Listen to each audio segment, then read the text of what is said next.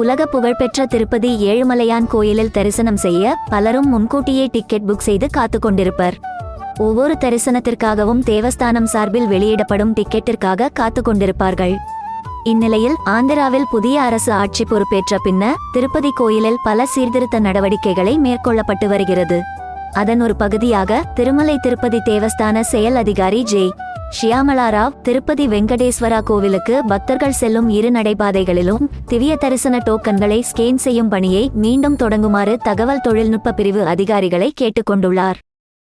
திருமலை திருப்பதியில் ஆன்லைனில் வழங்கப்படும் டிக்கெட்டுகள் முறைகேடாக பயன்படுத்தப்படாமல் இருப்பதை உறுதி செய்ய கண்காணிப்பு பணியாளர்களுக்கு அறிவுறுத்தப்பட்டதாக ஷியாமலா ராவ் தெரிவித்துள்ளார்.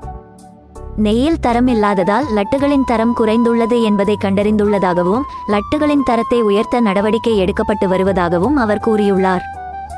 திருமலையில் பணியாளர்கள் பற்றாக்குறை உள்ளதாக கூறியுள்ள அவர் கோயிலின் முழு செயல்முறையும் வெளிப்படையாக இருப்பதை நாங்கள் உறுதி செய்வோம் எனவும் தெரிவித்துள்ளார். பக்தர்களின் தேவைகளை பூர்த்தி செய்வதற்காக சுகாதாரம், அன்னதானம் போன்ற சேவைகளை கண்காணிப்பதற்காக மக்கள் கூட்டம் அதிகமாக இருக்கும் நாட்களில் உதவி நிர்வாக அதிகாரி ஒருவரை நியமிக்க வேண்டியதன் அவசியத்தை ஷியாமலா ராவ் வலியுறுத்தியுள்ளார்.